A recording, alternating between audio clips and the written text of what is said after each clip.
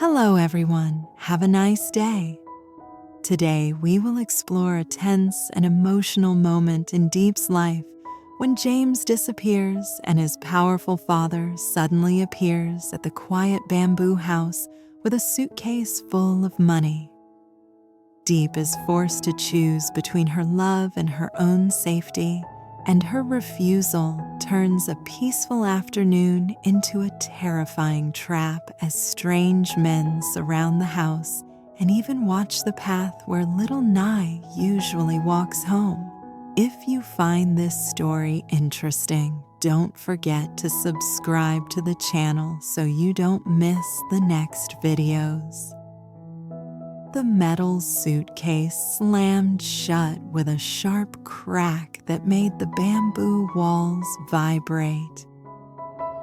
Diep flinched, but didn't step back. She stood in the middle of the tiny house, her hands still damp from hanging laundry, facing the man whose shadow had already ruined James's life. James's father. The midday sun poured through the gaps in the bamboo, turning the dust in the air into floating gold. It made the money inside the open suitcase gleam almost unreal bricks of cash neatly stacked, filling the case to the brim. The smell of old notes mixed with the scent of hot earth and dried clothes. "This," he said quietly, each word edged with steel, "is enough for you to disappear. You will take it. You will tell me where James is, and you will get out of his life." His gaze didn't move from her face. Diep's throat felt dry. She could hear her own heartbeat over the distant hum of cicadas outside. Ly's sandals weren't at the door. The house was too quiet, too exposed. "Sir," her voice shook, but she forced it to be clear. "I don't know where James is." A muscle ticked in his jaw. "You expect me to believe that?" "He vanished right after choosing you in this pathetic place." His eyes swept over the bamboo walls, the simple furniture, the laundry basket. "You mean to tell me he never told you anything?" Diep's fingers curled into her skirt. "James didn't tell me," she said, meeting his eyes. "And even if he had, I would never sell him out. Not for this, not for anything." The silence that followed was heavy and poisonous. Then bang! He slammed the lid of the suitcase down so hard Diep jumped. The sound ricocheted around the small room like a gunshot. "I gave you a chance," he hissed. "Do you have any idea who you're standing against?" Her knees felt weak, but she didn't look away. "I know he's your son," she replied softly. "And I know he's not a criminal in the way you say. He's just trying to escape a life he never chose. I will not betray him, sir.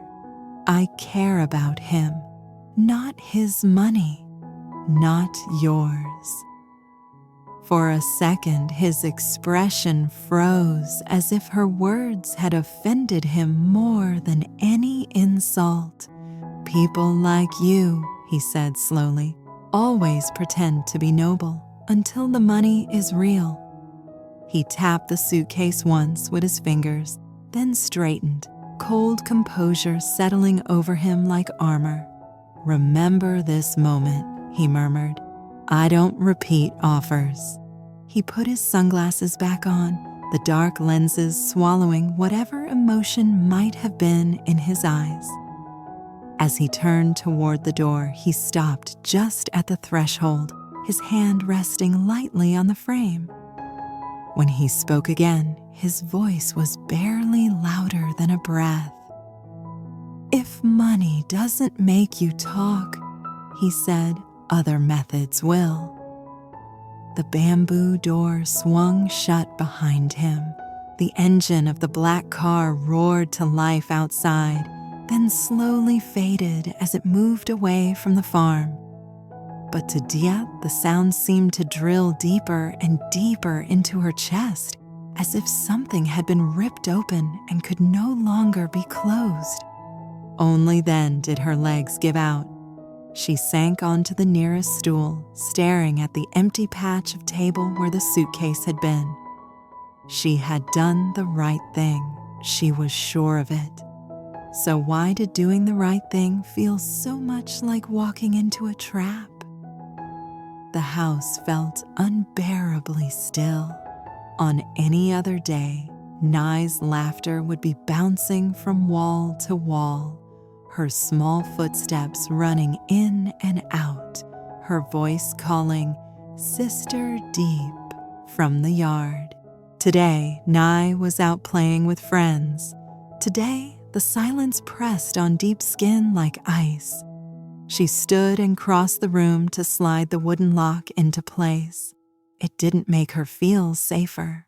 The bamboo door suddenly felt far too thin. "James," she whispered, her voice barely holding together. "Where are you? What are you doing now?" The wind moved through the trees outside, making the bamboo walls creak softly. It should have sounded peaceful. Instead, it sounded like the house was holding its breath with her. Her phone lay on the table. She picked it up, more out of instinct than intention, and stared at the blank screen. No messages, no calls. Of course not. He couldn't risk reaching out, and yet she had never needed him more. Minutes blurred into nearly an hour. Every rustle outside made her head snap toward the door. Every bird flutter felt like approaching footsteps. Then she heard it, a faint crunch in the dry soil. Footsteps, measured, unhurried, coming from the side of the house, not the front path. Diep, frozen. She moved quietly to the small window and peered through the bamboo slats. Sunlight, trees, empty space. No one. Her heartbeat pounded in her ears. Maybe it was just an animal, a stray dog, a farmer passing by. Then a twig snapped directly behind the house. The sound was too deliberate, too controlled. Her fingers tightened around her phone. James's father wouldn't come back this fast, she thought. He didn't have to. He had people for that. A cold realization crawled up her spine as another slow step sounded behind the thin bamboo wall. Whoever was out there wasn't calling her name, wasn't asking for directions, wasn't knocking. They were just there, waiting. Diep's back pressed against the wall, her breath shallow and uneven.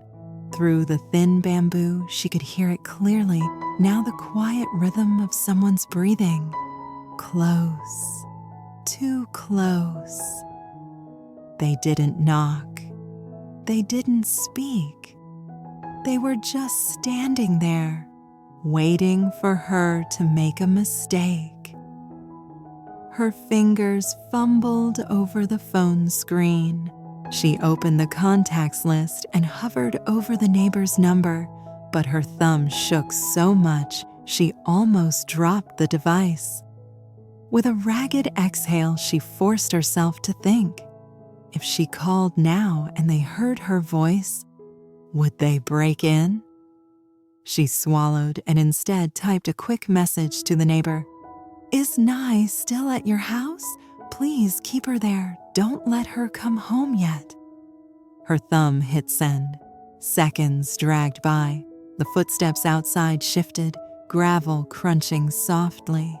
Whoever was there moved along the side of the house, toward the back, circling like hunters, checking every angle of a trapped animal.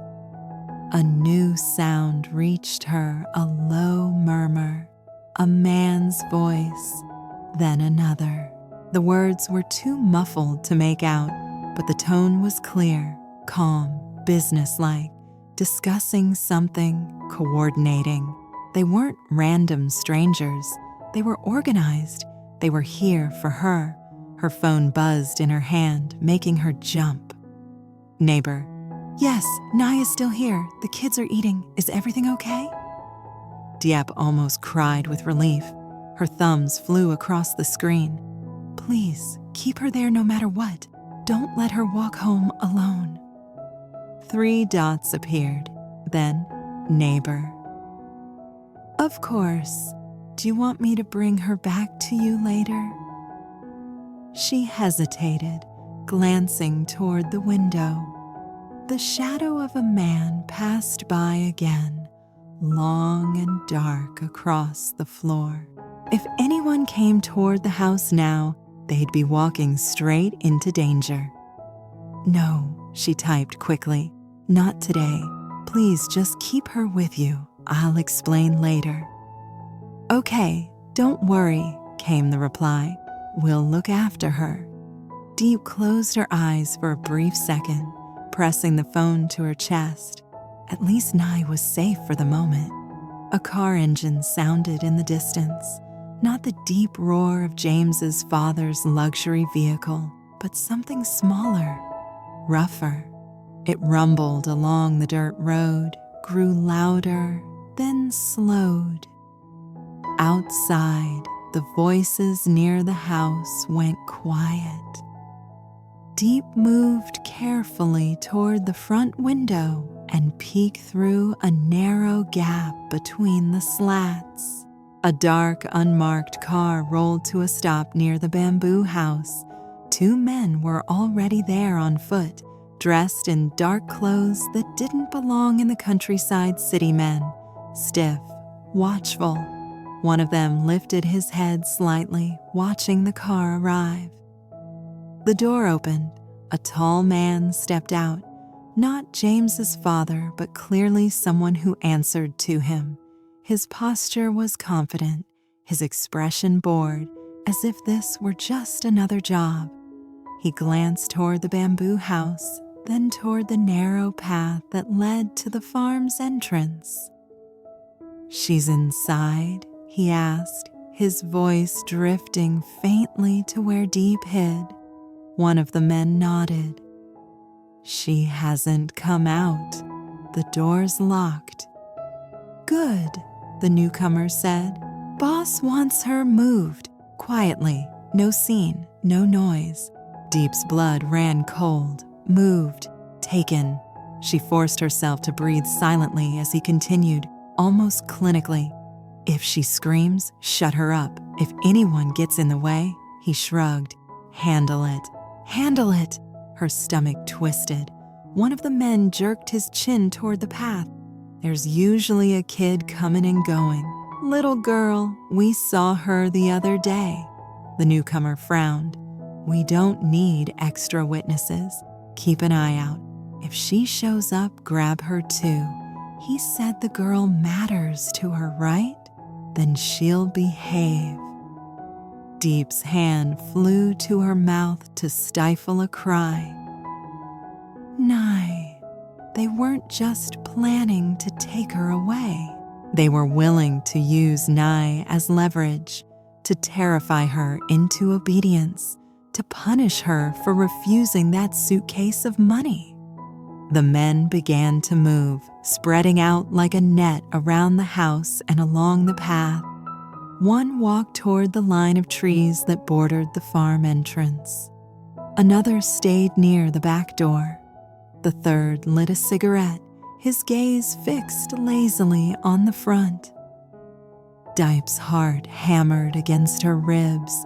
She couldn't stay inside and wait for them to break down the door. But if she went out through the back, she'd run straight into them. If she ran toward the road, she'd cross their line and maybe lead them to Ly if the neighbor sent her home by mistake. Her phone buzzed again. Neighbor. The kids are asking when they can go back to play at your house. Should I bring Ly to you? Diep's vision blurred for a second. No, she typed desperately, fingers flying. Please, keep her inside. Lock the door. Don't let anyone take her. If strangers come asking for me or her, don't open the gate. She hit send. Outside, the man with the cigarette flicked the ash to the ground and nodded to the others. All right, he said, let's move. We take the girl from the house first. If she resists, we remind her about the kid. Diep stepped back from the window, her legs trembling. She had refused the money. Now they were coming for her. She gripped the edge of the table so hard her knuckles turned white, forcing herself to stand upright as footsteps began to close in slowly, sure, inevitable, toward the fragile bamboo door that separated her last bit of safety. From the world James's father ruled without mercy.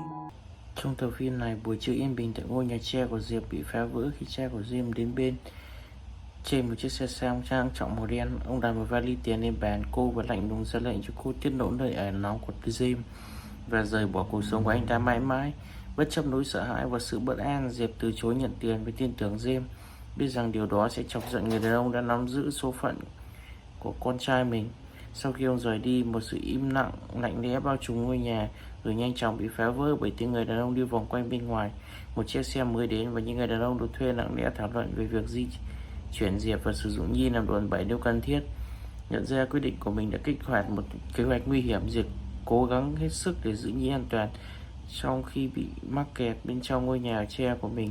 Khi tiếng bước chân ngày càng gần và lời đe dọa của cha James bắt đầu trở thành sự thật.